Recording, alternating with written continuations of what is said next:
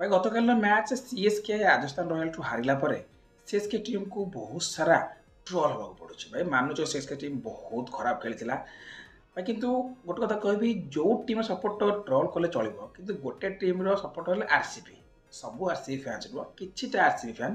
भाई आसी कहते कि सीएसके बोपा है आरसीबी आरसीबी को सीएसके केवे हर पार भाई ये कथा किए कहे जी 18 वर्ष पहला कहला भाई 49 रन ऑल आउट ना लोएस्ट स्कोर आईपीएल तुम ना अच्छी आ भाई जहाँ गोटे ट्रफी जितने 18 वर्ष लगिगला जो सीएसके तुमको 18 वर्ष पेरुला से सब कड़ा गला ना तुम हेड टू हेड आगुआ अच्छ ना तुम ट्रफी आगुआ अच्छ भाई बोपा ताको कहुए जी सामना वाला टीम को सब फिल्ड डोमिनेट कर रखि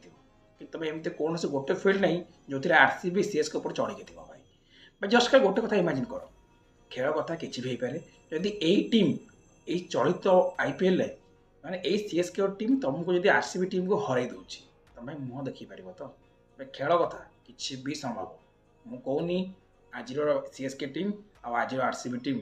थारू बहुत भल अच्छे कि खेल कथा किसी भी हो पाए बोपा पर आग छुआ तो कि निजे संभाली नियो भाई तुम कौच रविंद्र जाडेजा के ट्रेड कहीं करदेल भाई गोटे कथा मत कह आम तो ट्रेड करके अलग प्लेयर आनीलु भाई तुम तो तुम highest wicket taker Yuzvendra Chahal ताको तुम छाड़ी ही नहीं रिलीज ही कर इवन मोहम्मद सिराज को भी रिलीज कर भाई मोहम्मद सिराज लयाल आगे तुम